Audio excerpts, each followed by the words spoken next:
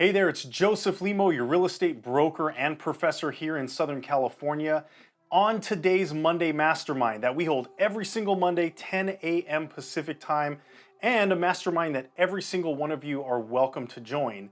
We dove into some really great topics, and today the reason why it was such an open playing field is because the agenda was how do we continue to level up, add more value to this community, and make sure that we're planning our future Monday Masterminds where we're really customizing what this group wants and needs to continue to grow their real estate business. Now today we got into a lot of great topics, including what's going on in between the ears and how to really navigate emotionally what we're doing to stay consistent, driven, and actually going forward and achieving our goals. Again, this is a mastermind that everyone's welcome to join every single week. This one's a must watch, and I hope you enjoy. I want you guys to be willing to unmute and engage, all right? We have a very special guest on with us again, Mr. Cameron Evans. Cameron and I are really trying to elevate what we do on this mastermind and what we do to add value to real estate agents just across the country and in general. So he is someone who's basically acting as a consultant for me because he knows what we do here on Mondays. He knows the commitment level of the group that we have. And basically we want to turn in our take, our 20 to 30 average agent count on here every single week and turn it into over 100. Okay. Why? I think you guys are pretty clear as to what our agenda could be, but just don't mix it up with the fact that agenda number one is to add actual legitimate value to our agent community out there in the world. Everything else about what our intentions are will fall in line if we're just adding the most value that we possibly can. So, Cameron, if you're on, bud, I know that you're still driving, but I want to make sure we can hear you okay. Yeah. Can you hear me? Hey, you sound great. Yes. So Cameron, Okay, cool. and real quick, just so before I turn it over to Cameron, Cameron is a freaking genius. Okay. Cameron has one of those minds where he can look at something, basically reverse engineer it to create a process out of things that we thought were just happenstance. And he's like, no, there's a process there. Let me think it through. Let me dissect it. And that way he starts to build ways to approach it better, have success, and like diagnose. So it's like, we're here, we want to be here. If we create a process, now we know how to do like a diagnostic every step of the way to make it awesome and make sure that the goal can be attained. So Cameron is a genius, a marketing rock star, and one of the most interested people that I've met in terms of elevating this industry. So Cameron, thank you for, the partnership we have, for all the good things that we're going to do in this group alone. Cameron, if you don't mind, share with everyone where you're coming from and what we want to do today on this meeting.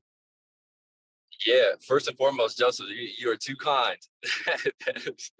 Yeah, I need to take what you just said and put it on my LinkedIn about me profile. And Dude, so, send it over, brother. I'll type it up for you. yeah. And so, first of all, thank you all for having me on here, and thank you, Joseph, for having me on here.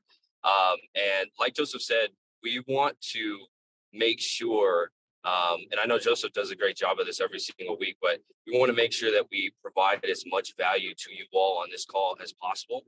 And I believe where value comes from for like any sort of business is out of the practical solutions that they can immediately implement into their business. And in order to get to those practical solutions, we have to first think about the challenges that for this call, specifically for you all, the challenges that you all are dealing with. And so I know Joseph, James, I believe Robert, I haven't met you actually yet, virtually. I haven't met you at all. But Joseph talks highly about you and some others on the call on how genius you all are from your experience in the industry. And so if we can take this call to anybody that's dealing with any sort of challenge in their business, we would like to make that the topic and literally just ask, these rock star real estate professionals, um, the question of whatever you're dealing with right now, and just leave it open. Just I want to use this call as like a Q&A based on the main challenges um, that I would say like hindering you from taking that next step in growth within your business. Yep, that's perfect. And guys, just so you know, this is going to help us because, I'm going to be the first one to tell you I don't have all the answers. I don't even have a quarter of them. Okay. But because we have so many good relationships within our own coaches, with some of the others in the industry, our intention here is whatever we can't as a group already find the right solution for you to help you get past whatever challenge you're having. We're going to go out there and find the right person to jump on this call as our special guest to really go after specific things that you guys want to learn and to grow with. So that'll be our intention from today. So let's open up our mics and I'd love to hear like from anyone, what are some things that are really challenging you right now in your business? And think about the sales funnel, right? From activities all the way down to closing of escrow. And encapsulate that, right? If you draw a big circle around the sales funnel of what's happening between the ears, any and all the above, what's going on out there that you guys could use some support with? Well, I'll share. Can you hear me? Yeah, yeah, you sound great. So, it's not really specific, but it's more about consistency. Okay. Um, you know, and I think part of it too is like Robert said, it's staying with your calendar and going back to the activities you're supposed to have been doing that day. But a lot of it is just the consistency, the flow of your of the transactions. And I think that's my most challenging part of the business is Okay. just staying consistent. Well, let's talk about that. Let's dive into that a little bit. First of all, does anyone else have a challenge like that? Okay, good. One thing I always love to do is just make sure that we're not alone. All right. So I always like to make sure, like, when we feel like we're in the middle of our day struggling or just feeling like, man, I'm not doing what I'm supposed to do or whatever, I think that isolation and that feeling of being alone in the problem is not supportive. It's not helpful. So sometimes just the clarity that this is not my experience alone. This is a shared experience. I'm not by myself. I have other people out there who are feeling this in that moment. And even with that thought comes a little bit of peace and a little bit of like understanding and a feeling of support so we can start moving forward from it. But let's dive into this. And Evelyn, thank you for being willing to jump in and share that. I want to kind of dive into some things and see if they start to resonate. So I know that in the past, because of Robert's kindness of sharing like how he approaches building out his calendar, a lot of it has to do with even what Larry White recommends to a lot of us, which is, kind of take, and Anthony Chavez recommended this as well. Take notice and really start to account for what we're doing every day as far as our actions, just without any kind of judgment. Be very clear and honest to yourself and account for what are you doing throughout the day. Okay. Then you line up your goals, whatever they are. No one's here to tell you your goals. Okay. So if you don't have the goal of selling 100 homes a year, don't do it. This entire business, this entire approach, guys, it's your life. Go kick ass the way that you want to kick ass. It could be, I want to earn enough to just spend as much time with my family as I want. Or it could be, I'm going to sell more real estate than anyone in the freaking world has ever done in a single year. Whatever that goal is for you, hell yeah, let's go get it. All right. But once you line up the accounting of what you're doing, then we're going to line that up with the actual goals that you have in mind for your life. And we're just going to figure out, are they in alignment? If they're not, then no wonder there's the angst, the resistance and just a lot of like the uncertainty about like, why are things not lining up in terms of my activities versus my goals?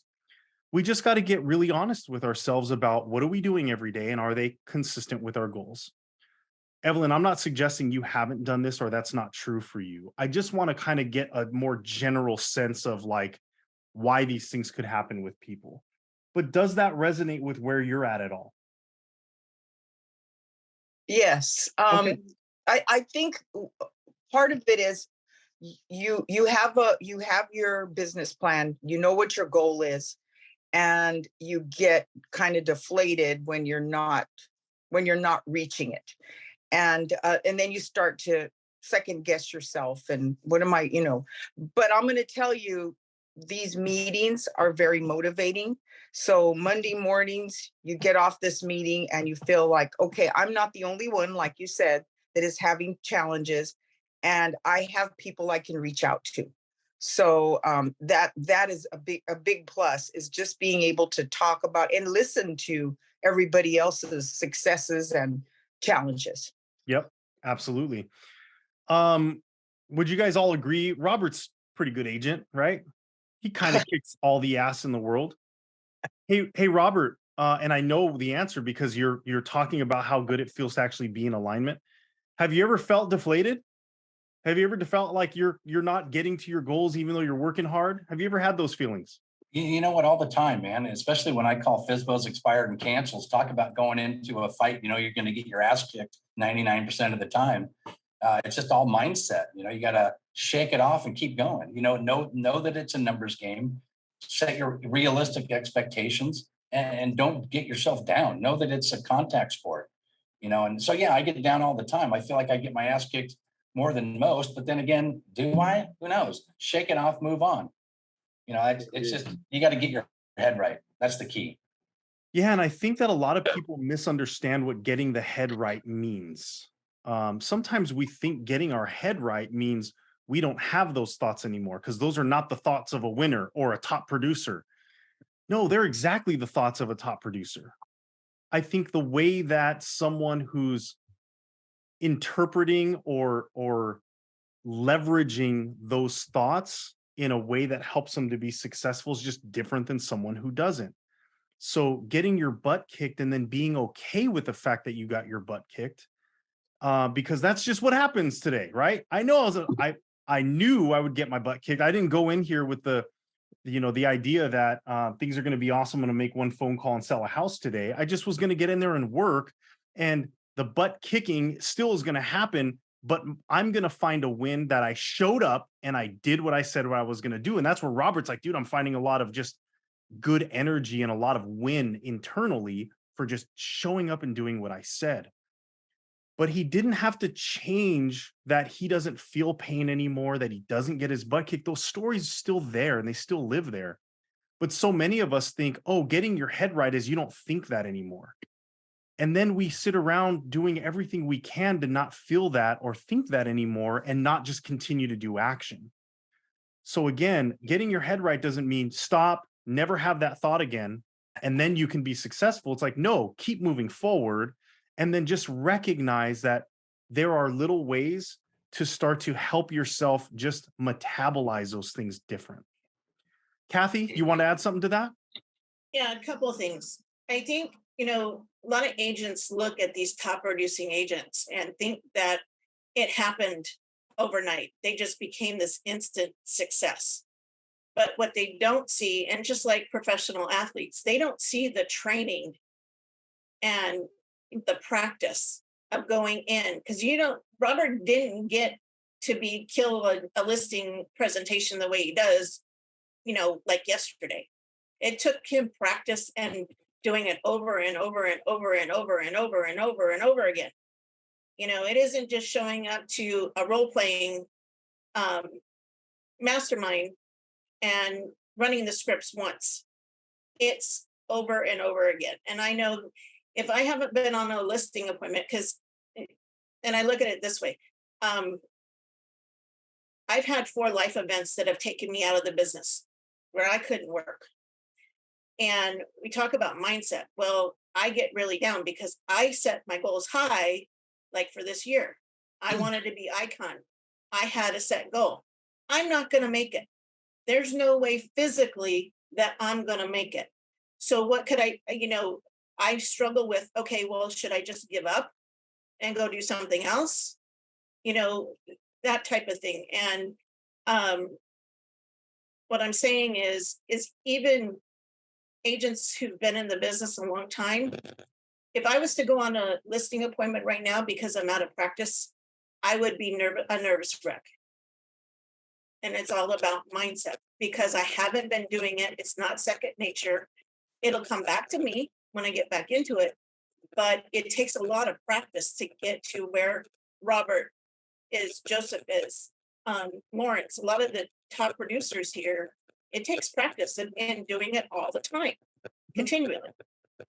Yeah, and I love the role playing practice is really good. Okay, practice doesn't make perfect. Perfect practice makes perfect. So you got to really like hone in on the activity of practice. But Robert didn't practice until he's like, okay, now I'm perfect. Now I'm willing to go out. He went out and just did it anyway.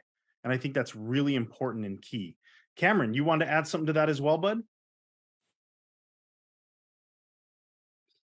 Yeah, I wanted to ask Robert, if you don't mind, like, cause I deal with that too, like running my day to day, like when I'm going about my schedule, and I deal with that like internal negative chatter, if you will, of like, I've been doing this for 2 weeks and I'm not seeing anything yet. I know it's the right thing, but then that internal chatter starts to come in and it's like, well, is it the right thing? And should we change this? Or, just that internal chatter. How do you specifically deal with that? Like, is there like music you put on, or like, do you stop for a second in the middle of your day and you just take a breather, or like, what specifically are you doing to get back on track on your schedule? Have you ever walked on fire with Tony Robbins? I've seen that. I've seen it. Well, it's something I would recommend you do. But what I do is before you walk over that 15-foot bed of hot coals, you need to get the right mindset. Would you agree? I've done Yeah, it a 100%. couple of times, but that's the metaphor that I use. From wearing my Live Lucky hat to different, just boom, shock the system. But I call it get over it. Shit happens. Just shake it off and keep moving. You know what you need to do. And I can tell you this: if you've been doing something for 2 weeks, you don't have enough historical data to go back and have that information to track and measure. So you need to have at least 30 days, in my opinion. Are you talking about prospecting? Well, I'm just talking about anything because Evelyn brought up just being consistent with her schedule. And so like because I've experienced that as well too, to where I get off schedule because I start to develop that internal chatter. I would personally get with your mentor and somebody that you know, love, and trust. And I'm like, actually, seeing it through. And so, yeah. Yeah, what I would recommend in terms of Yeah, I have one. Yeah, track is just going to your calendar, but getting the right mindset is just, if you need to take a walk around the block to get your mind right, shake it off, and then come back in and get work. Don't like take the day off. That doesn't work. But take the moment and step back, take a different look at things, and then get back in there and start tackling. Look at like a fighter. You're hitting their jab, you're jabbing. If you need to take a re-look at things, you need to take a step back, take another look at it, and then go in a different angle. But I think tracking and measuring is key. If people tell me all the time, well, I called a FSBO before, it didn't work. Well, it's certainly not going to. But if you track and measure your numbers and you have historical data that you could fall back on, then you know what you need to fix. But in terms of getting your mind right, you need to have something that, boom, shocks the system. Go outside, scream, yell, do jumping jacks, and come back to it. You know what I mean? I love it. That's super I powerful. hopefully answered that question. Yeah, appreciate that. And Cameron, thank you for interjecting too, man. Like, this is available for everyone to chime in and like get what you came for too. In the interim, I'm going to go back to Evelyn because this actually seems like a topic that really kind of hit a nerve with a lot of us. Me too. Evelyn, as far as like your calendar, like it's hard to stick to it. Do you feel like you have a really clear set of goals for your career, for your real estate business? Are you crystal clear on what your goals are? You don't have to share what they are. I just want to know if you are there with clarity. Did I lose Evelyn? Did she fall off? I think she fell off. Okay, so we'll do it this way. Number one, we got to get clear on what our goal is. And in that process of being clear about our goals, one really important filter that I was taught from Eric Plantenberg is it your goal? Or is it someone else's goal? Is it an expectation I've been carrying for my life? Because, man, you want to talk about struggle, you're pursuing something that you may not actually have passion for. So, number one, is it your goal? Number two, do you have passion for it? It still may be your goal, but it may not be one in which like you're really connected to. And that's a process we work on often. And if you guys ever need a one-off on that, like that's easy to do, in my opinion. The work is hard, but I know what to do to get there. And I'll be honest with you, a lot of times I know what to do to get from, yeah, this is my goal to like that burning desire internally. Like I know my goal and I'm fired up about it. And it's like deep in my soul because the meaning behind it is everything. I know what to do, but I still often need someone to facilitate that process for me. So I'm not up here. I'm really like engaged internally about just answering the simple questions to drill down into my goals. So are you clear on your goals? And is it yours? Are you connected? Like, do you have that line of passion to it? The next thing I would say is like, do you have a game plan to hit that goal? Does that reflect in your calendar? That's that accountability of what you're doing or accounting of versus your goals. Guys, that blew my mind when Anthony had us do that because I recognized there are a ton of things that I'm committed to doing that are not in line with my goals. And so I needed to make some adjustments to my calendar. They were really in line with other people's goals and a lot of other things happening. Like, wow, I need to knock that off because I'm someone, I'm sure you guys can understand this too, a lot of you. I'm someone who wants to do right by other people. Okay. I really want to be a yes person, give to others. And that is part of my goal in life. But at some point, it becomes so overwhelming that now I'm unhappy. I feel frustrated. I'm not in the right place. And guess who I'm helping? Absolutely nobody. So I got to get back to being clear and consistent with what's good for me so I can in turn help others again. But that's a balance, okay? So making sure we have that accounting, are we doing the things consistently that are in line with our goal? Then we get to the simplicity because this is where things get really boring, but on some level they should be easy to maintain because it's simple.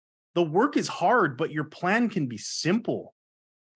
And this is where the real estate agent shiny object syndrome comes into play. Man, if you guys went on Google right now and asked for new ways to generate leads, you'd have 101 million different new things to try. And this is where it gets tough because you're like, I know what my plan is. I'm going to start working my plan. Oh, new shiny object. Let's switch gears. Oh, maybe this is a better way. Switch gears.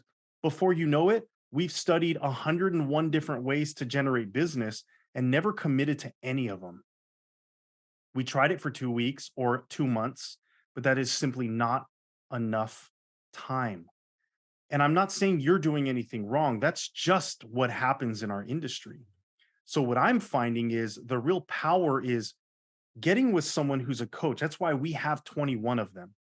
Understanding from people who have stuck to and committed to a process long enough to say this is time tested and proven.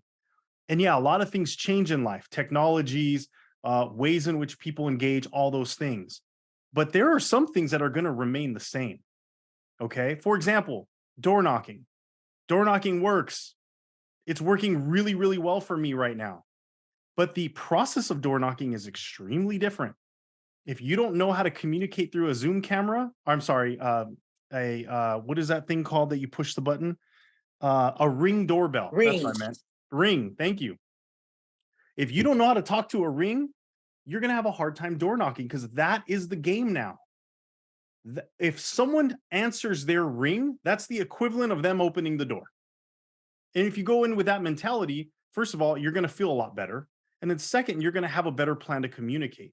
But if you have the fundamentals of what is going to work, then you can be at peace to stay the course. Because I think so many people with the shiny objects, they try something for a week, a month, even 4 months. And then they're like, I'm not getting the results, and there's these shiny objects. So there's this anxiety about staying the course. But if you could be clear, these 3 to 6 things work. I just need to stay here because I know they work.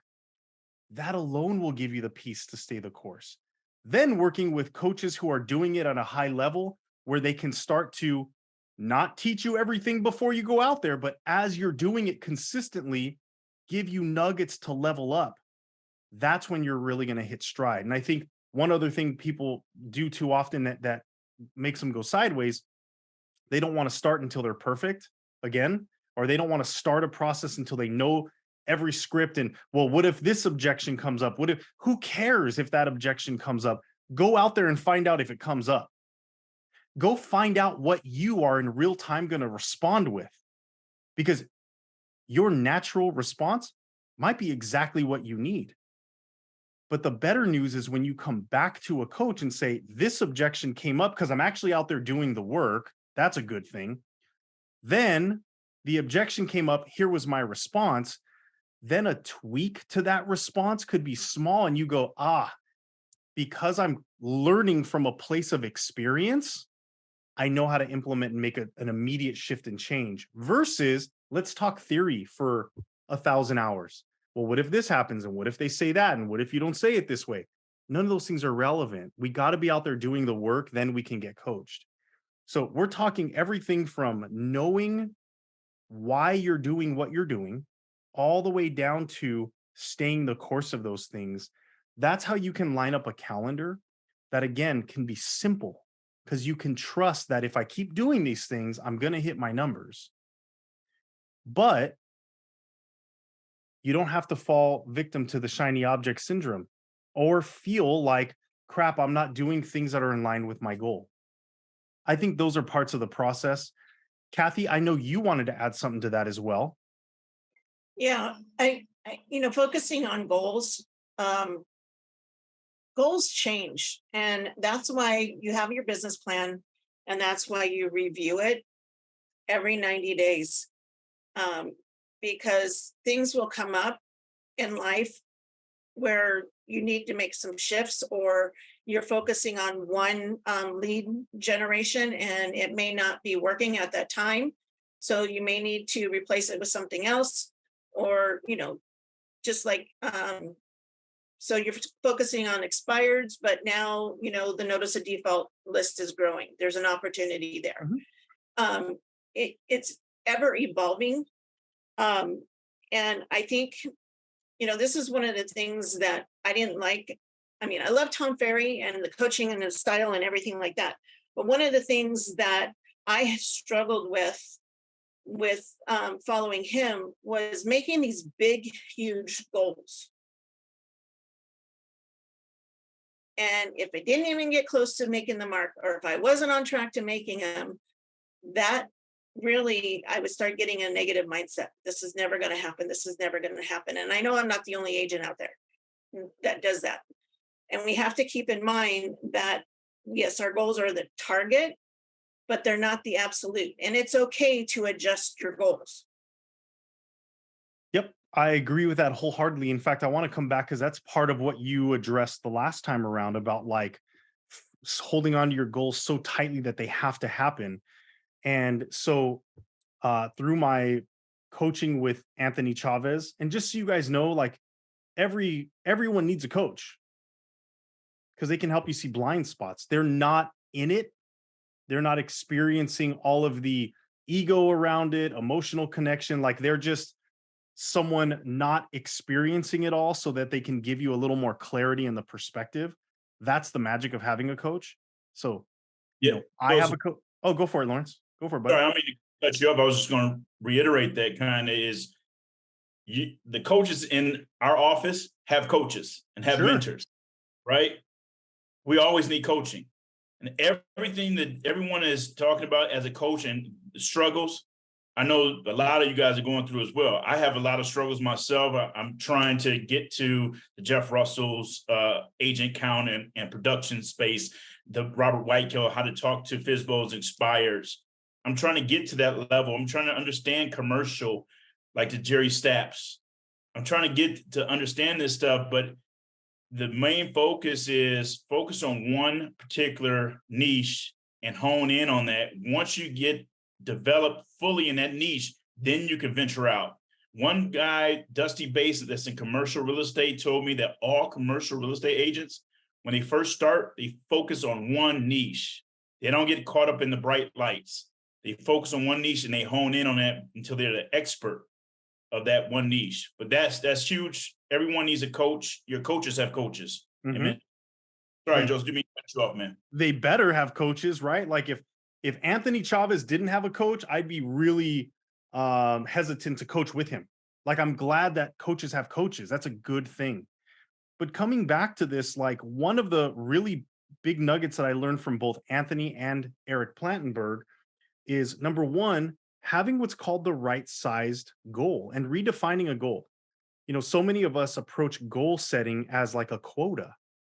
And then if we don't hit our quota, man, there's a lot of stories that come with it. You suck. Look at that person did it. What's wrong with you? You're lazy. You're not capable. You don't have what it takes. No.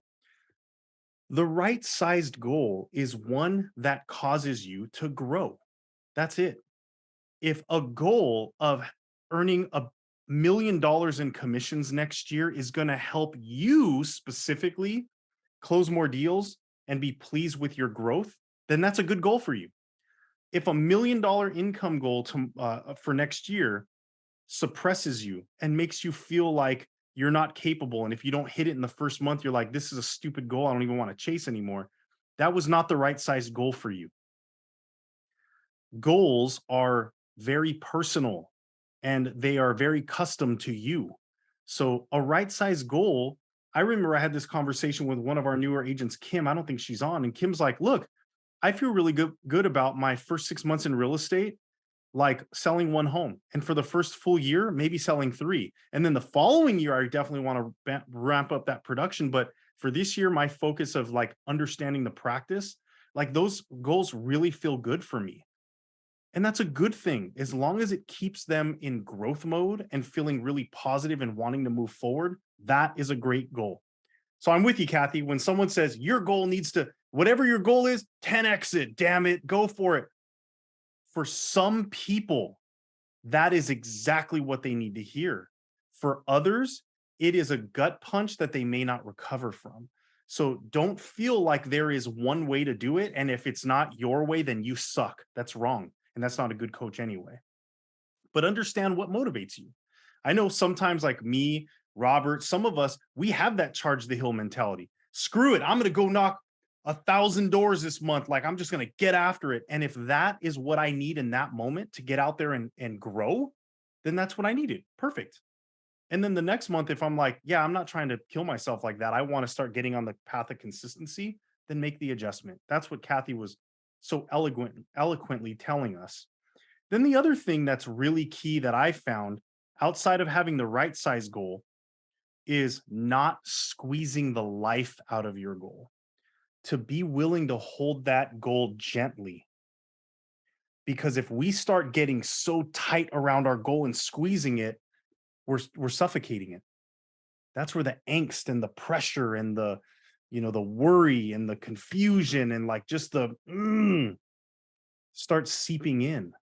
What if we could hold that goal lightly? Meaning, I'm so willing to go out there and just do every day and focus on the right activities and be at peace with me doing what I said I would do. And I'm going to trust that that goal is going to be hit. And if it doesn't, it doesn't. I'm not going to go nuts over it. And I'm not going to start worrying and be full of anxiety and pressure, because that doesn't support my goal actually being hit. So commit and go out there and do the work, and then just trust the activity, and you showing up and doing what you said you were going to do is going to result in the goal. And if that causes growth, that consistency, great. That's what we're looking for. So, Evelyn, I know you're back on. I hope that we hit some of the things because we were going to ask, but I know that it looks like you had to jump to your phone. Let's do this. Does anyone else have any questions, thoughts, concern around any of what we're talking, or is there another Joe? topic that you want to bring up? You know, Hey, one Monica? thing that I've been doing a lot of is something that Robert used to call in-flight adjustments. Things have not been great for me recently, and I've got actually a lot of friends that haven't renewed their licenses or are getting out of the business. And Sure. I'll tell you, I'm nearly there myself. It's and we do what it takes. Like I get up super early in the morning. I'm working part-time. I'm getting back here in time for meetings, trying to get the word out there. I'm shaking the trees, trying to get those deals back in the pipe.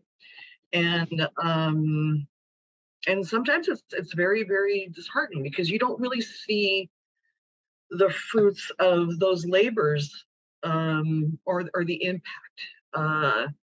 One of the things that I had been struggling with was my operating expenses. Those are starting to dwindle down. And so I went and I cut off all the fat, trimmed all the fat from my budget, and focused on the things that were the least expensive and had the highest impact. So I've been focusing a lot on social media.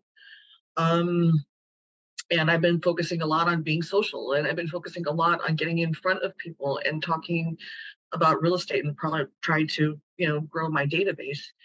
And sometimes it's just like, I can't work any harder. My roommate that kind of makes fun of me. She's just like, you're up before the sun rises, and you're the last one to go to sleep. So, I mean, I think maintaining that and just fighting for your business and for your career sometimes can be a huge challenge. And I mean, I've been doing this 20 years, so it's not the first market shift that I've had to go through, but it certainly is not any easier, when it happens. I went to a party yesterday and I had a lender come up to me that I just met and says, I love your social media. I'm stealing some of your pictures, actually. Keep it up. And, we had a discussion. And so it's one of those things that, you may not see the plants growing from the seeds that you put in the ground, but they are growing. And hopefully they'll grow faster. But just get motivated. And I'm really, really thankful to you, Joe, for doing this meeting. It really is a great way to start. I'm thankful for Robert. He definitely had a lot of weeks, lighting a fire under me. But yeah, in-flight adjustments. Thank you, Robert. Yeah. Go for it, Robert. You have your hand raised. There's something you want to add, bud? You know what's funny is in-flight adjustments are, I mean, that's the only thing I can put in my head when something that gets in front of me. It's like I'm just making in-flight adjustments. It's no big deal. It's like boom, boom. It's like a bulletproof vest. Boom. Just let it reflect off you, move on. So that's awesome that you brought that up, Blanca. She said two things. She's got a bunch of friends getting out of the business. Hard ass, find new friends. Surround yourself with people that are fired up, kicking ass, taking names, have the same goals as you. Not that, oh, I'm not paying my dues, I'm not doing business. Get rid of them, or at least put them aside and stay focused on people that are in this room. This is where you need to live, not out there with the noise and the negativity. That's my opinion. I find that birds of a feather flock together. My mom told me this the day I got in the business, 1986, February 14th. I was going to my first day in the business, and she goes, make sure you remember this forever. Attitudes are contagious. Is yours worth catching? Make sure you're around people that are fired up, and they got to be more fired up than you, or you got to find a new room, in my opinion. The second thing is agents are always prospecting the wrong group. I would love to work with somebody, my database, 7 to 12 years. Oh, I want to cultivate that database. But let's be honest, I want to work with somebody that wants this next sell in the next 7 to 12 minutes. That's who I want to work with. All of my efforts will be dedicated. My time is dedicated to the people that want to sell today, not tomorrow. I will get to the tomorrow folks only after I work on the today folks. So many people go, well, I farmed and I did a community event. That's great. But if you've not talked to the people that want to sell now with their hands up, saying, I want to sell my home, go talk to them first and then talk to those people down the road. That's just my opinion. 2 things that you said, and I'm super glad you brought it up, because we all fall victim to the, well, I'm working, I wake up in the morning and I go to bed late and I'm working. But are we working on the right folks? Busy work is great. Productive, income producing tasks are better. I just thank you, Blanca, for bringing that up, because we all fall victim to, oh, I'm so busy. So I just think that's a really good point you brought up. Thank you. And I'm going to add a little bit more. Actually, Cameron, did you want to add something first, buddy? Yeah, you were probably about to hit on this. But I was going to ask Robert if he could, in the last 12 minutes, explain like his process of turning, I would say, leads into right now people. Because I struggle with that too. It took me, Jesus, 10, 11 months to close my first deal in real estate. And so, and it's just because I didn't know how to do that. I can tell you in 3 words, lowest hanging fruit. And I'll explain what that is. Sellers, FSBOs, expired, canceled, probate, divorce. People with their hands up saying, dude, I want to sell my home. FSBOs are the best, I like, because they're begging for me to call them. They are absolutely cannot wait for me to reach out to them. They just don't know it. FSBOs and are expired and canceled have already made a commitment, already shown that they're interested in selling their home, or they wouldn't have gone through that 6-month relationship where it didn't work. And I know why it didn't work is usually because the agent's not strong enough to stand up to the seller and let them know what their home is actually worth. So when I get to them and they're still ready to sell, it's lights out. So I'm going to focus my efforts on the FSBO, the expired, the canceled. I'm going to focus on probate, divorce, bankruptcy, foreclosure with my attorney network. Then I'm going to focus on the lowest hanging fruit that also includes notice of default, notice of trustee. Those numbers are going through the roof in terms of sellers that are going, I need help. They don't know it yet. Most of those sellers have their head in the sand. But if you can focus on the lowest hanging fruit on the seller tree, that's where we need to focus on first. Yeah, those are all, as you were talking through every single one of those, I was like, they all have one thing in common, which is they want to sell their home. Like right now, the FSBOs, expireds, and canceled, they've all shown intent in, I need to get my home sold.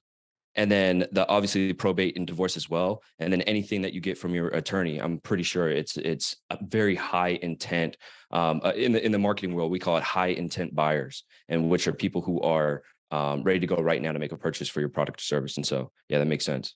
Well, the same thing holds true with the buyers. Do I want a buyer that's thinking of buying 7 to 12 years or 7 to 12 days? Go find those buyers. Those buyers come to the open houses. If you ask the right questions, you're going to find that folks are there just because they're bored waiting for, trying to kill an hour. And I'm okay with them.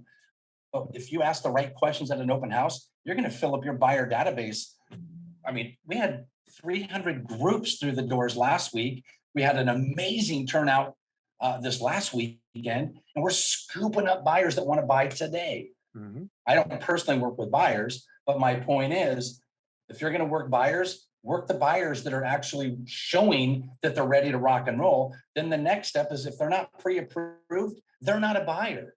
Just as long as you follow those protocols, is fill those people, your database, with people that are ready to rock and roll now.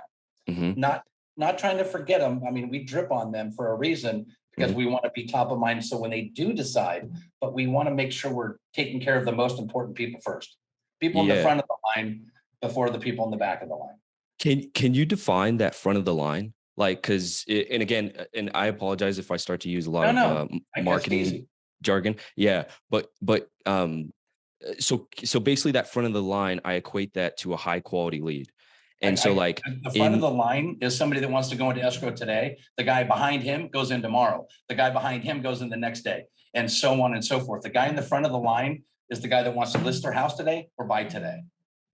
So when do you take them? And I'm sorry, I'm getting like really like detailed on this question.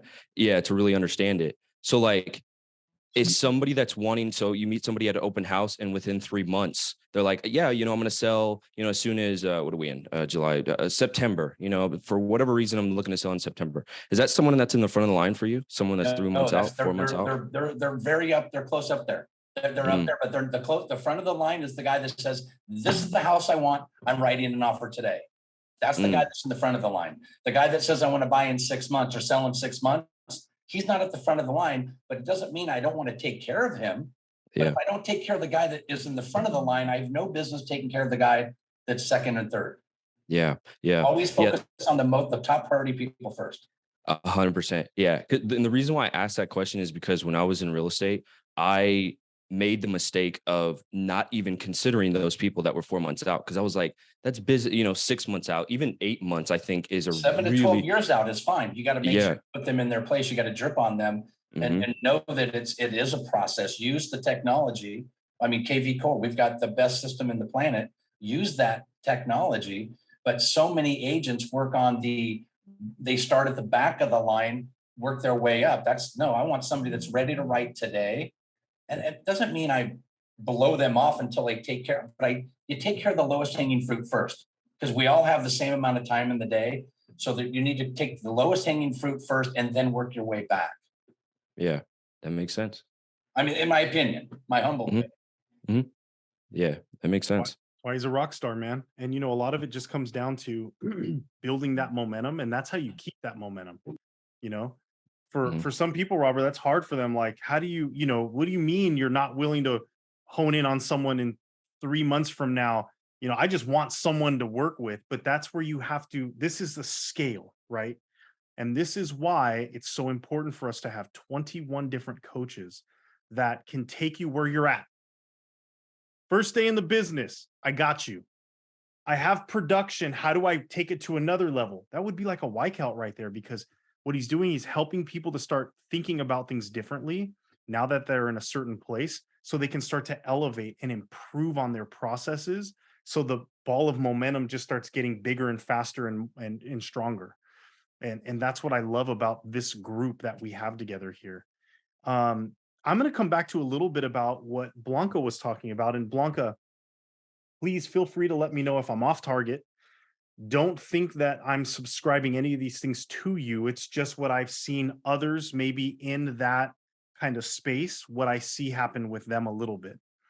Coming back to basics is tough, because I think when we build our real estate career, and I'm speaking from my own personal nonsense, okay? What happens is we go, wow, we had to like grind it out early on, and like we had to do the hard stuff, the grunt work.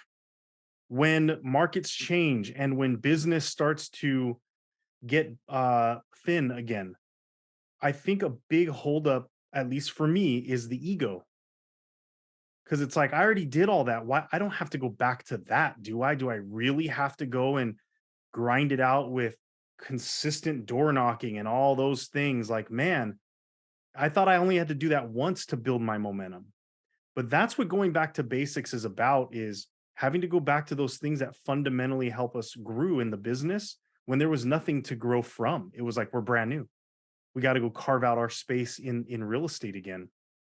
And I know for me, one of the big holdup in being able to do that successfully was letting go of my own ego. I'm not suggesting that's you, but I just, in general, I find that to be the case for a lot of people, because it sucks to like have that ego get bruised. We just got to shed it. Like, hey, ego, get out of here. Like, you're not important. I'm not going to let you hold me up from, getting back to where I need to be. The other part that's really interesting, though, is like the emotional charge that we approach things with in that space. Here's what I mean by that. I find that all of us, I know every single person on this call today, every single one of you are genuine, sincere. You're interested in the well-being of other people. And I find it so interesting that when we're crushing, it's so easy and just part of our first nature to be so at ease and so clear on, I'm here to add value. And then when we have to go back to basics and there's like that angst and that push and pull and the finances come into play, it's so easy for us to come and approach the same activity, the same conversations, the same social networking that we're doing, all the same things, okay? But with an emotional drive of, I need commission. And it might be a little bit differently defined. I need to make rent next month. I need that shift from I'm just so open and available to help someone versus I need. This is what's really difficult for people to hone in on. I'm doing the same thing. I'm knocking the same door. I'm putting in the same, I'm grinding. I'm doing all the same stuff and it's not working. Remember, like it is scientifically proven now that your emotional vibrations can be measured and can be received by other human beings. So when we come from this place of just pure authenticity, availableness, and willingness to help others, like that genuine emotion of like, dude, I'm so open to that and I'm so willing to help. Emotionally and vibrationally, people will receive that significantly different than, yes, I promise I'm willing to help, but internally the vibration is, I need to get fucking paid. And That's it's, true. yes, it's so difficult to figure out why are the same activities not producing the same results. Because the market changes. I mean, what worked, 10 years ago, a few years ago, even just a few months ago, doesn't necessarily mean it's going to work right now. I Sure, mean, the cheese Robert gets is moved. right about the low-lying fruit, and trust me, I am chasing that. But my marketing is working too. It's not like I don't have people hitting me up. Yeah, I want to buy, but the affordability has gone up so high, than wages have here in Phoenix Metro. And a lot of the people that I know here are local. I was raised here. Mhm. So Well, I don't mean to Yeah. cut you off, but if I can can I address something that you said? What used to work doesn't work. I did that too. When I transitioned from doing short sales, I used to work the expireds consistently, and that's how I built my business from the beginning. And when the short sales dried up, I went back to expireds and I did the same process I did before. And that didn't work. So it's ever evolving on how to approach a certain lead generation type. The same process that I worked before on expireds isn't going to work today. I have to evolve and I have to learn. And that's where it's going back to the coaches. Go back to Robert and how he is getting expired listings. And just, copy him. Do exactly what he's doing and you'll have the same results. And we know that the market has shifted and we know that affordability isn't what it is and what it used to be. And there's a lot of people that cannot buy homes right now. We know that they don't qualify. So what we need to do is go find the ones and go find the people that need to sell and not focus on the buyers that can't buy right now. That's the back burner. When the market shifts and the economy shifts to where they can afford that, then that's what we need to do. So we need to shift our focus with the changing market and not focus on, okay, this person can't buy right now. There's too many that can't buy right now. Go find the ones that can. Yeah, and real quick, guys, because I want to let Blanca continue, but I just want to make sure everyone's clear. It is 11. If you need to bounce off, got it, no problem. I understand, but I'm not going anywhere. Cameron, is that okay if we take another even 15 more minutes? Yeah. Because I want to make sure Blanca has a chance to kind of continue to talk through this. Mhm.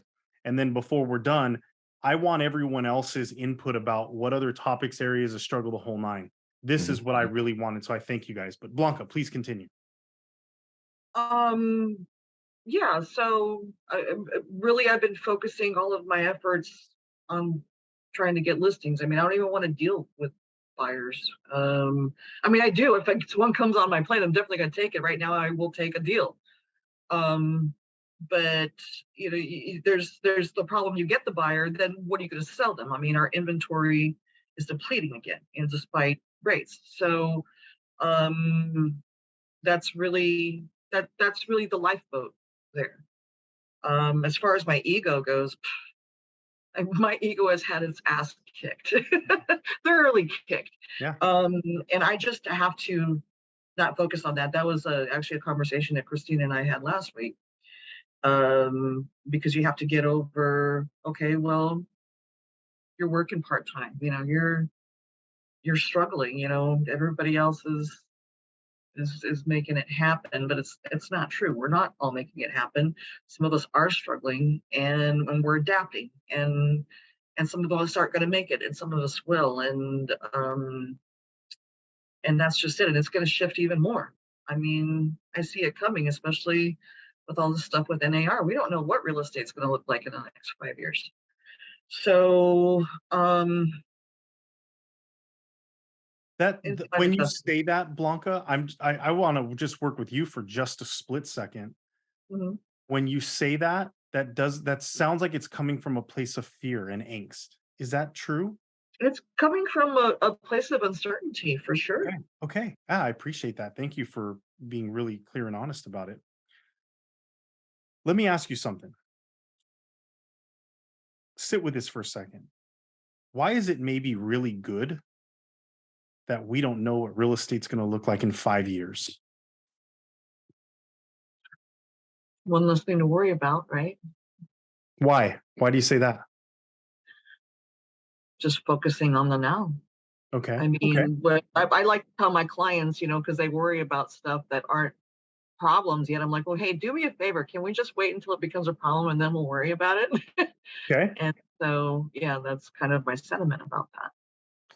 And good. And what else? Why else might it be good that we don't know? I don't have a right answer, by the way. I'm not trying to get you somewhere. I'm just wanting you to dig within. Why might it be really good that we don't know what's going to happen in real estate in 5 years from now? Why might the thought even alone be good?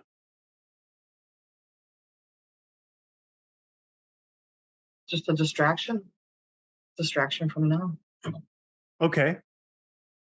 It's a distraction from now. Okay. I could see how maybe I mean, that. the thing is that, you know, there's some level of predictability in real estate. I mean, we had a foundation, a framework, you know, what's real estate going to look like if that framework falls apart? Where does the cheese go then? Mhm. You know, how will we be able to operate with rules and ethics, or without rules and ethics, I should say? I don't know. I mean, but it's coming, and it's something that, you know, as the Pathway Group, we are certainly, you know, trying to lay a foundation where we can survive and abide. You know, definitely forward thinking. But you know, it's you know, when you're talking about goals, you know, your 1 year, your 3 year, your 5 year, your 10-year plan, it's hard to make those plans when you don't really know what the future is going to hold and you see change on the horizon. So, and Cameron, I'm going to get to you in a second. Here's what I'm going to share with you guys. Remember, we talked about, like, Blanca, you don't have to change any of that legitimate concern to start operating from a different place and still have massive success, you know, immediate change. But I ask those questions because sometimes I find the idea that I'm not good enough is really good for me. Sometimes I find the idea that I'm not good enough is actually really good for me. I think any thought, any long holding story, opinion, like thing that we just hold dear and near or true has the ability to be really bad and really, really good. And it's just trying to figure out what is that buoyancy point where it becomes no longer supportive. So, for example, there are many times when the idea that I suck, I'm not good enough, is very supportive for me because it causes me to do really important things to make change and then to keep me growing. But it's also true that the idea that I suck and I'm not good enough deflates me to the point where I don't want to do anything for that day. So then it's no longer supportive. So the thought alone is not bad. It's where is it landing in that spectrum? And so a lot of times when I'm feeling that really horrible thought and it's deflating me of I'm not good enough, I've learned to ask myself a simple question. And that's why is that good?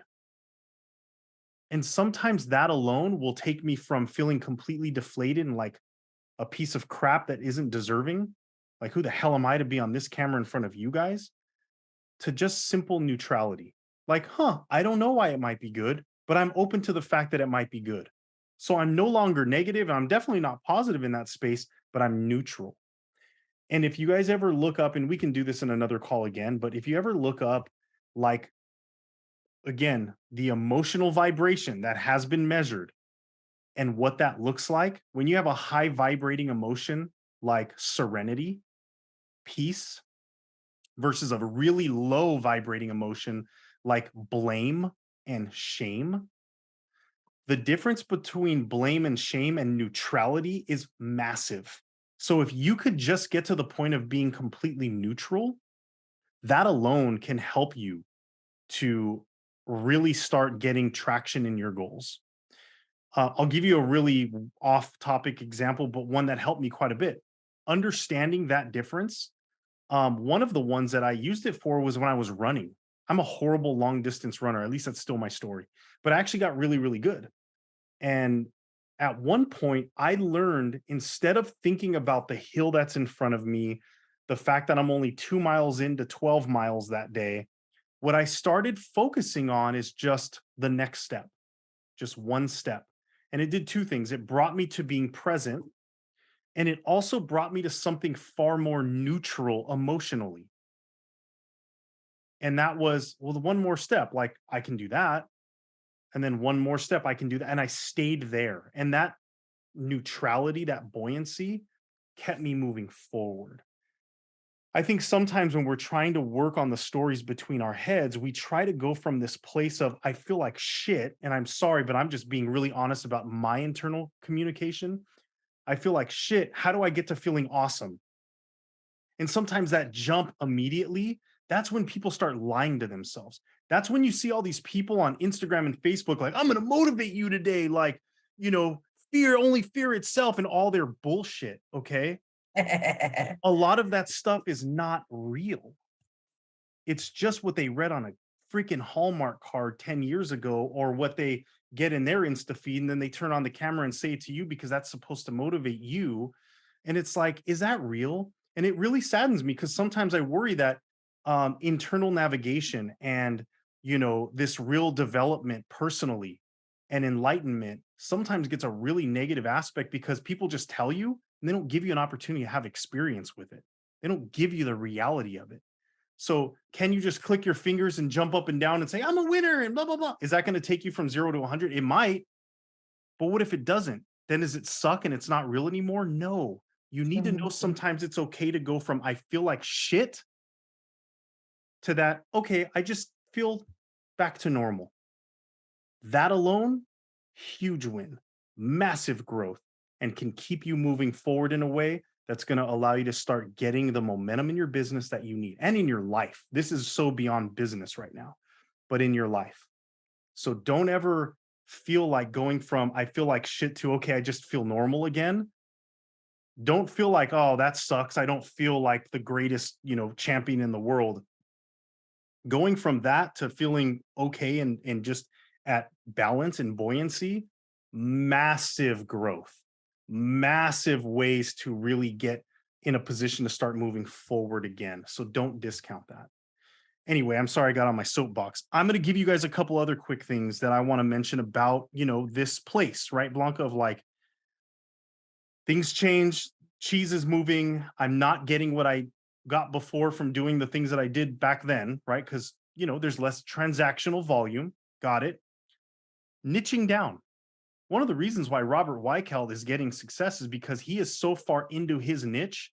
He sounds different. People interpret him differently, all those things. So niching down can be really, really important.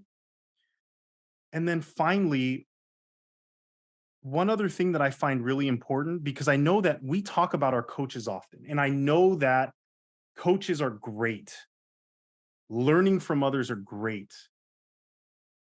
But one reason why a lot of times we start to feel really angst and like not good enough is we come so far away from trusting ourselves that it starts to become a detriment.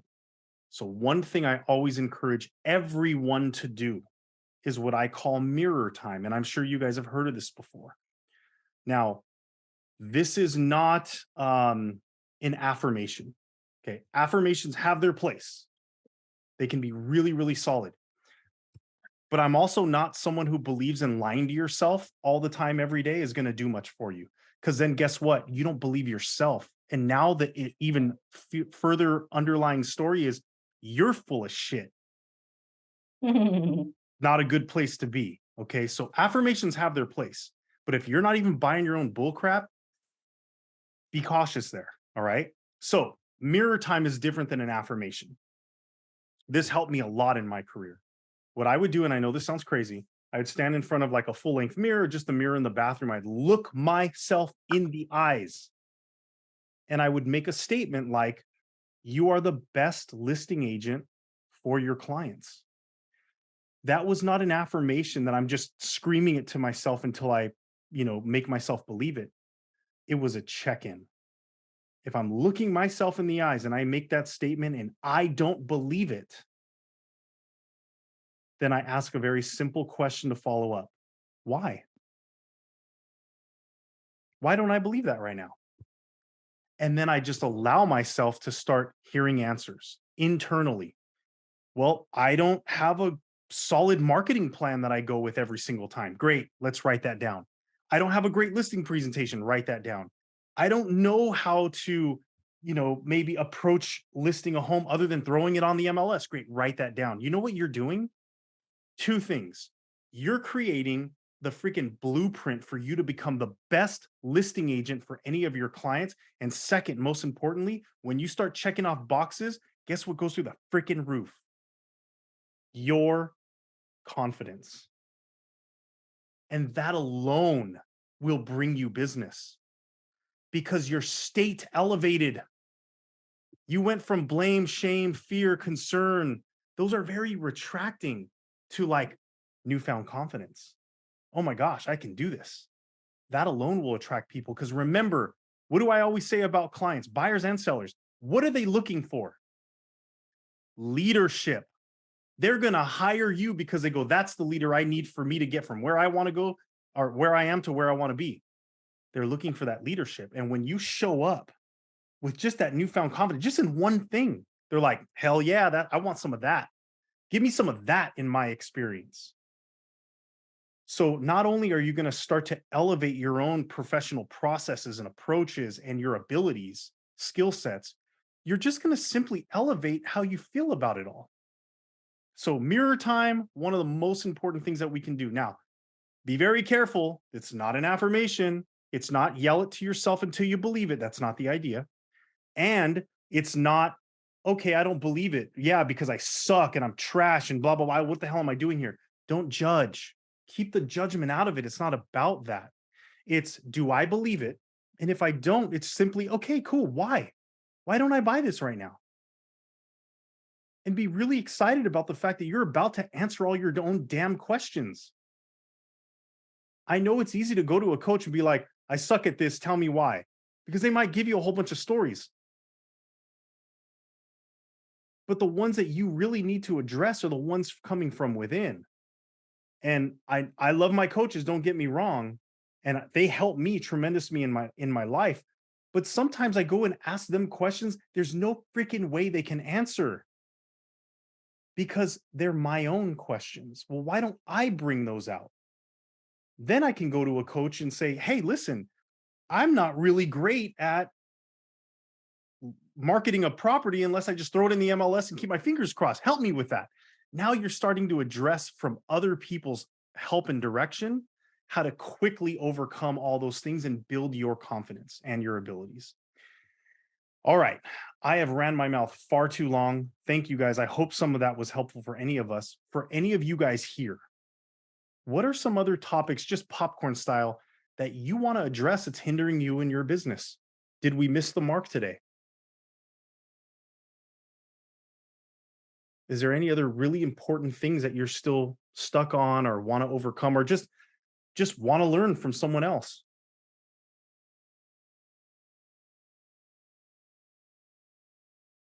Blanca, I want to You really know, thank you for your willingness to come on here and share. Go ahead. one thing that, I can want to touch on is, what you're talking about, elevating your thoughts and making sure that you have, that right vibration.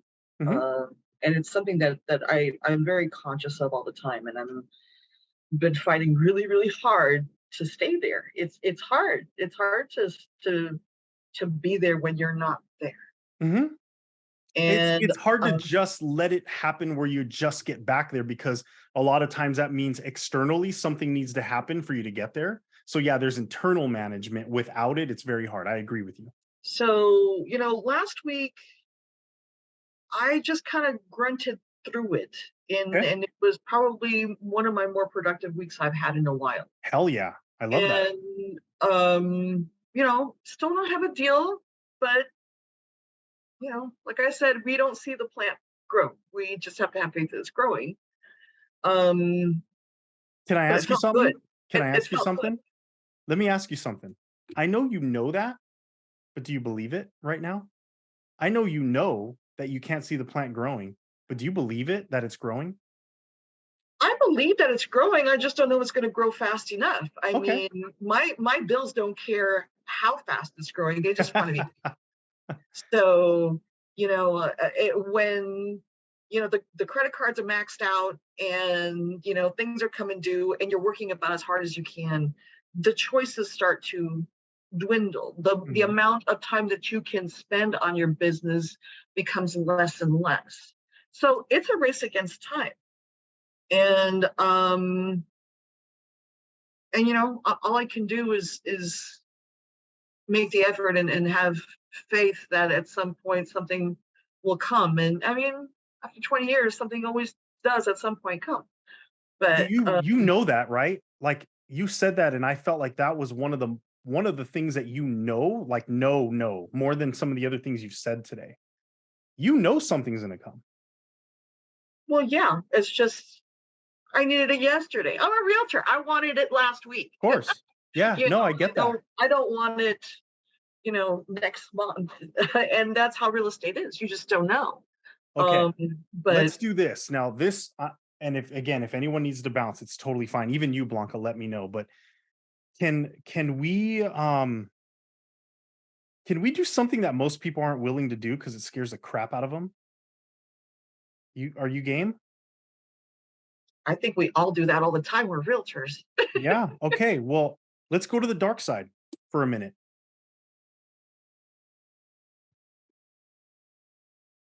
What if it doesn't come in time? What's a worst case scenario?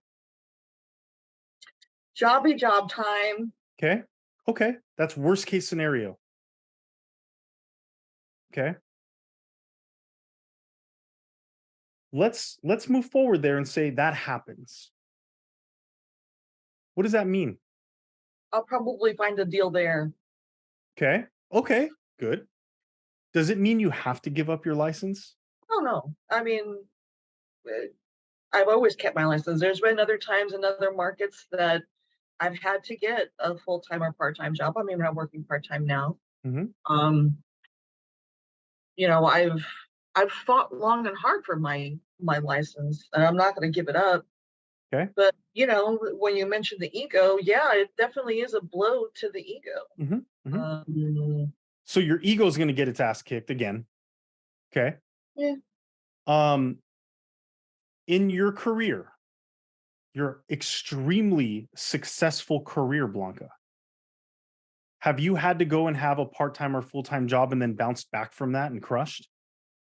yeah, Could you do it again? yeah. I mean, it's a lot. You It's know, worst case scenario. Well, we're going there.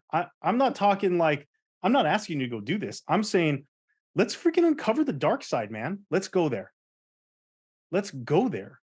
Because I really want you to sit with that and go, okay, wow, in some cases, it's happened before.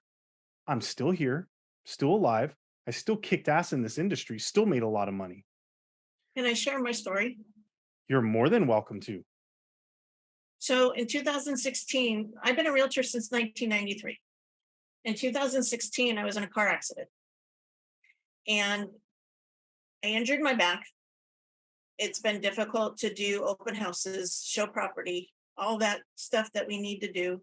I need to have somebody set up the signs for me if doing open house and pretty much set up everything.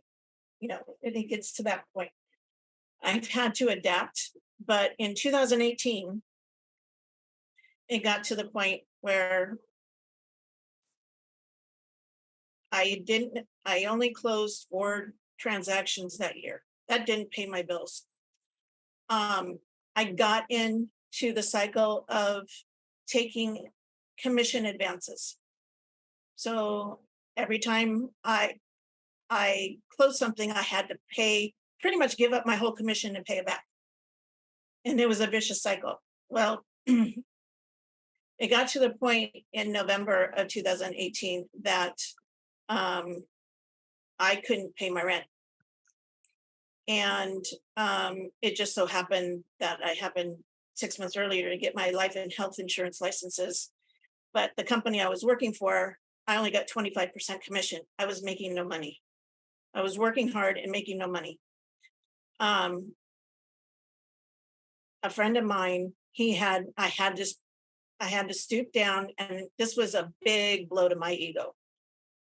I started making phone calls for him and setting up appointments, and he was sharing his commission with me for life insurance. I sat on the phone and I did that. So I was able to book enough appointments where he made enough where I could pay my rent for that month. Then comes December. December is a terrible month for selling life insurance because of the holidays. I couldn't pay a rent. My husband's checks weren't, he wasn't bringing in enough money. It didn't happen. That Christmas, which was a 4-day holiday, 4-day weekend, we moved out of our apartment before that eviction notice was filed. The unlawful detainer was filed. My son, 17 years old, went to live with my mom and dad up above Morro Bay. Thank God he was doing online, homeschooling high school, because that would have been even more hard. Ted and I had enough money to stay in a motel room for 3 nights. We didn't know where our next nights were coming from. It was devastating. So you want to know worst case scenario? That's it. And Kathy, here's the good news. Like, you've learned that you went through, it's weird because I think a lot of us, when we think of our worst case scenario, it's so scary because we almost internally like identify it as we've died. Mm-hmm. But when you go through it and you're like, but I didn't die and I am okay. And then I'm able to recover and grow. And that's where we don't want to go through that. But sometimes if we give ourselves the opportunity, remember, when I said we squeeze the life out of our goals, well, sometimes we can squeeze the crap out of our fears too. And then we're holding on to it real tight. And Exactly. And that's what happened. Yeah. is I got so full of fear and so full of I can't that I talked my way out of real estate at the time, getting into life insurance, which was worse because getting out of the car 6 to 10 times a day to meet clients in their home was worse on my back than doing an open house. So it was an eye opener. It was an adjustment. We survived it. We're like, oh, worst case scenario, we'll pitch a tent at a campground somewhere. And that's where we would spend the night. It never got there. By the grace of God, it never got there. But it was humbling because for a year we rented a room. Ted and I rented a room. We're still separated from our son. But then again, that was the best thing for him because he had to stand up and grow up. He got a job. And in 6 months from starting that job, he went from working in the service deli at Albertsons in Morro Bay to meat manager, department manager of the meat counter at Albertsons. And then from there, he went into the Navy. He got his diploma late, which was going to happen anyway, but he pulled his life together. There's a blessing in that. Mhm. And it's going back and putting all those things together. And if it wasn't for that, I wouldn't have found EXP.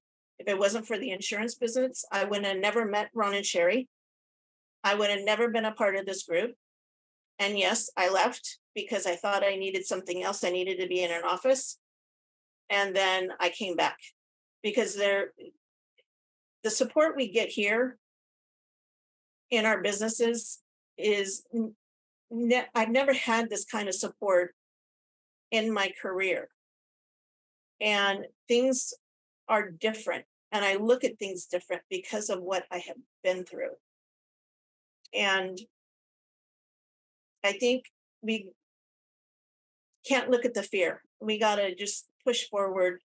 Do it afraid. I love that. Do it afraid. The good news is, Kathy, you went through all that and then you listed a multi-million-dollar property this week. So, things will come full circle. Blanca, I want to come back to you on that for a second. And Kathy, just know, like, you being willing to share that is so helpful to so many people. And I think a lot of people are afraid to hear it, but I want people to know, like, what a worst case scenario, like, you lived it. For a lot of us, you actually went through it and you're still here. So and you're crushing, and you're one of our coaches, for goodness sakes, one of our tremendously valued coaches. So just know we're like a lot more resilient than we give ourselves credit for. Blanca, coming back to where you're at right now. I mean, your worst case scenario, you don't have to live it. Okay. Number one. Number two, the fear of it alone sometimes can kind of draw us into it because we're so, petrified in fear. But one other thing that I think can help all of us, okay, maybe you, Blanca, maybe not, but I think all of us, is that dark visualization. What happens when you are just in that horrible emotional state? What happens when you make that call or you get the notice that your friend went with somebody else? Find those things that have happened that you're afraid of, that really hurt, that really cause issue with you now, and do some dark visualization. Blanca, you remember what we did there, right? Dark visualization is where we time travel to that happening again, or the thing that we're afraid of happening. And because, visualization for a lot of us, and I don't always do dark visualization, trust me, but visualization is usually like, envision yourself having success, envision yourself doing an amazing job on your presentation, envision yourself passing that test. Like, we look for and train our subconscious to having a good experience, which is important. But sometimes it's equally important to envision ourselves in the hole, into the dark space, and finding our way out of it. That's the power. Spend the time finding your way out of those hard things that we're going to encounter. Does that make sense? Now, if you or anyone is not sure how to do that, be very cautious. Don't do it alone. I don't want you to go and create your subconscious mind to like, oh yeah, I'm in this dark place again and it sucks, because then your subconscious is going to go find it. The goal is to find us there and then give our subconscious and ourselves the opportunity to see our way out of it. Because if we hit some of those roadblocks, we're going to find our way out of it. We want to visualize that clean, easy, successful path. But if we know there are roadblocks along the way, okay, I'll give you an example. Agent attraction. Yes, see yourself with a 20,000 agent group in your 7 tiers with 100 qualifying agents. But if you're like, for me to get there, I'm going to have conversations with agents that tell me to go pound sand. Cool. Because I know that's part of my journey, like it's just going to be. Let's go there right now in our dark visualization and find ourselves getting out of it. I want to find myself not letting that impact me where I stop recruiting altogether for 6 months because I got so hurt. So go to that moment because you know it's going to be part of your journey, and then find yourself out of it. Because if we know that's going to be a part of our journey, why not prep ourselves for the techniques, the ability, and for our subconscious mind to go, cool, I've been here before. I've been here before and I got through it and I still got to where I want to go. 20,000 agents with 100 qualifying up front. I did it. And this, being in this hole, was part of it because I knew how to climb out of it, if that helps. All right. Yeah. I mean, there was a couple of things that you and Kathy said that really struck me. You know, Kathy, do it afraid. I mean, we live life without a net and we eat what we kill. So, I mean, nothing is ever guaranteed. I mean, there's not that regular check. But you know, you just do it. And another thing that you said, Joe, about, you know, see the good in it. I mean, that's something that I have on my board. What's the good in Yeah. this situation? And, you know, if you kind of take a time to step outside of yourself and really take an account of what you have to work with, which I did, I found solutions that I wouldn't ordinarily have tapped into. So, you know, I'm gonna give it all I got, and we'll see what happens. Blanca, I already know what's going to happen. You're going to be crushing pretty soon because I know who you are. But I just want to thank you because there's so many people who are on this call or may listen to it later who are maybe so petrified of that reality that they won't even bring it to light. They act like it's not there. And so Did to we hear, lose Joe? uh-oh, sorry about that. Can you guys hear me okay now? Yeah. Okay, sorry about that. What I was saying was, I just appreciate you being willing to share because so many people are so petrified, they won't even acknowledge that it's a possibility or something that's in their mind. They just hide it in the closet. And to hear you say it, a lot of times will help them to start dealing with and just making sure that that's just not part of their journey. So the amount of value that you bring to the table by being really honest is tremendous. So I want to thank you for that.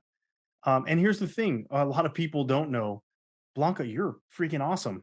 You're really awesome. And even our coaches who ultimately are going to have a ton of success and coach other agents to do the same. This is part of our journey too, right, Blanca? It wasn't all smooth and easy and like, oh, I started real estate and sold 100 homes and never looked back. That's not real. And it's these moments that help us coaches like you, Blanca, when another agent is in your situation in the future, you're going to say, man, I've been there. Let me show you how to get out. That's the fire. That's the power. Thank you for taking that one on the chin for all the future agents because they're going to need you. All right, guys. I want to thank you guys for pouring in today. Cameron, did we get what we needed in your opinion? I know it probably wasn't like the do this, do this, do this, but I think we drew out what I think a lot of the world needs. Yeah, 100%. Yeah, it Cool. definitely was a lot of Cool. helpful, and especially like looking at the comments, a lot of people were commenting how helpful this was. And so at the end of the day, that's the goal, like just to, speak upon the things that are actual, speaking on the things that are actually valuable to the agents that are listening and watching. And so 100%, I think, yeah, did a good job. Anything that you guys come across and any need or want in terms of like learning skill sets, value that we can bring, please send it to myself and Cameron. I'll make sure that you guys know how to include him, or I'll do it as well, because that's where we're going. We're going to go out there and try and help everyone as much as we possibly can and grow this community. So with that, thank you guys for staying on Super Extra today. Happy Monday. We'll see you guys here next week. Have a good one, guys.